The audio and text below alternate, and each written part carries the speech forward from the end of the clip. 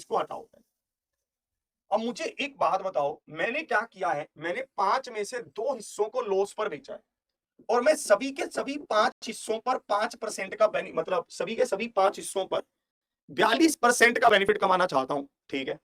तो मुझे एक बात बताओ, मुझे 210% कमाने पड़ेंगे कि नहीं? फिर से आप इसको समझो, इसमें 48,000 का कोई रोल नहीं है, उसको पड़े रहने दो ऐसे ही। हमने क्या किया, 42% पर, है ना, 42% का लाभ 5 हिस्सों पर कमाना था, तो 42 गुना में 5 तो 210। जो बाकी 2 बेचे हमने, जो इनमें से पर 2 जो बेचे हैं वो 10% के लॉस पर बेचे हैं। भाई उस लॉस को भी तो प्रॉफिट में लेकर आना पड़ेगा। हमने लॉस कितना कर लिया, 20 का, उसको भी प्रॉफिट में लाना पड़ेगा, तो 230 तो यही हो गए। हमें 230 कमाने पड़ेंगे कितने पर? 5 में से 2 हिस्सा तुम बेच चुके हो, बचे हैं 3, तो 3 पर, तो 76.7% फिर। तो आप इसको कैसे भी कर सकते हैं, इसमें कोई दिक्कत है नहीं, ठीक है। चलिए, कॉपी पेस्ट मत कर इतना बड़ा बड़ा।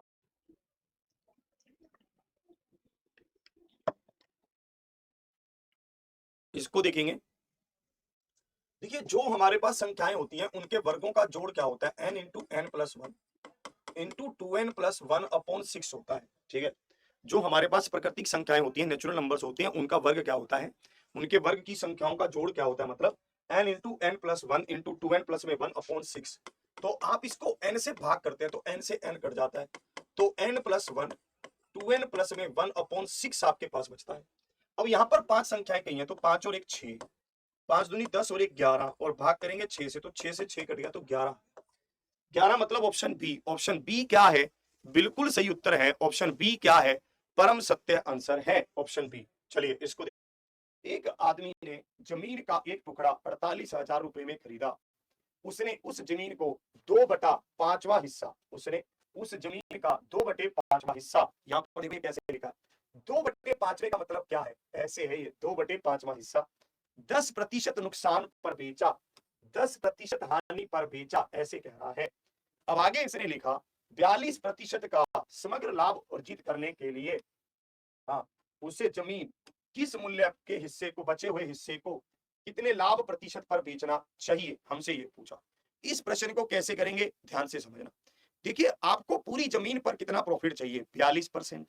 अगर आप जमीन के सभी हिस्सों को 42% पर बेचते, तब जाकर ही आपको 42% का ओवरऑल जमीन पर बेनिफिट होता।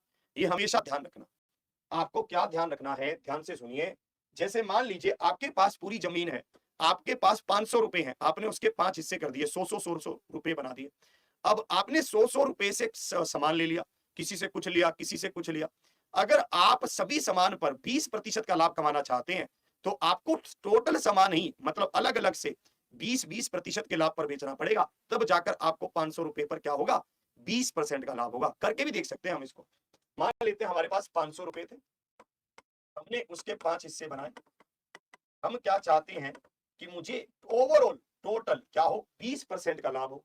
तो इसके लिए मुझे क्या करना पड़ेगा, सभी पर इंडिविजुअल पर भी 20 रुपए का लाभ कमाना पड़ेगा। 1 2 3 4 5, मतलब 100 रुपए का लाभ होना चाहिए टोटल। कितने पर, 500 पर। तब जाकर मुझे 500 रुपए पर 20% का लाभ। समझे कि नहीं समझे? यही गेम मैं आपको समझा रहा हूं, इसी गेम को आपने समझना था। तो इसी गेम को अब यहां पर हम समझेंगे कैसे हो रहा है। अब इसने कहा 2 हिस्से तो 10% के नुकसान पर बेच दिए, ये तो पहले ही नुकसान कर दिया। अब बाकी हिस्सों को क्या करेगा, उसको तो बेच लो 42 के प्रॉफिट पर। चलो उसको तो 42 के प्रॉफिट पर बेचेंगे ही बेचेंगे। 42 गुना में, अब मुझे एक बात और बताओ, इनको भी तो हमें 42 के प्रॉफिट पर बेचना ही पड़ेगा, ये तो है ही, रूल तो यही कहता है। तो ओवरऑल हमें 42 गुना में 5, 210 रुपए कमाने थे टोटल हिस्से पर, मतलब 48,000 रुपए पर। 48,000 का कोई यूज नहीं है इसमें, क्योंकि परसेंटेज की बात परसेंटेज में रह गई। परंतु हमने इन 2 हिस्सों को 10% के लॉस पर बेचा, तो इनकी भी रिकवरी करनी पड़ेगी, इसलिए हमें 20% बढ़ाना पड़ेगा। हमने बढ़ा दिया, तो अब 230 रुपए का हमें प्रॉफिट कमाना पड़ेगा। कितने हिस्सों पर, 5 हिस्सों पर। तो प्रत्येक हिस्से पर क्या होगा, 5 से भाग कर दो, 5 दूनी 10, सॉरी 5 चौके 20, और 5, सॉरी हिस्से तो 3 ही बचे हैं, सॉरी सॉरी 230 रुपए हमें कमाने पड़ेंगे 3 हिस्सों पर, क्योंकि 2 हिस्से तो बिक ही चुके हैं। तो आप देखना 7 या 21, 6 या 18, 76.666, मतलब 76.7%। Option C is the right answer. बहुत बढ़िया प्रश्न है। त्रिभुज एबीसी की भुजाएं AB, BC और AC पर क्रमशः बिंदु D, E और F इस प्रकार हैं। इसको आप ध्यान से देखेंगे, ABC हमारे पास एक ट्रायंगल है जिसमें ये कह रहा है कि हमारे पास ये बिंदु हैं, ये बिंदु कौन से हैं, AB पर है D और AC पर है E और BC पर है E, BC पर है E और AC पर है F, ये बिंदु हैं, ये इसके एंगल बाइसेक्टर हैं।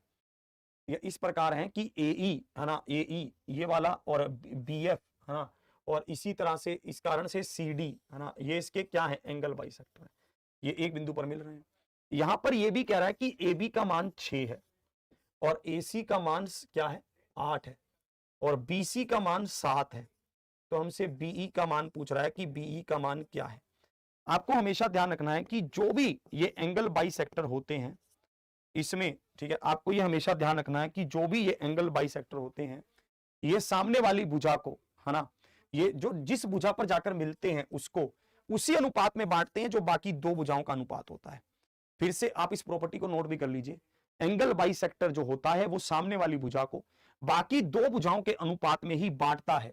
The angle bisector divides the front side in the ratio of remaining two sides. ठीक है भाई, तो आप इसको ध्यान से समझना। आपको यहां पर BE का मान बताना है, तो रेशो क्या आ रहा है, 3:4, तो ये क्या होगा 3/7, 7 से 7 कट लिया तो 3 उत्तर आ गया।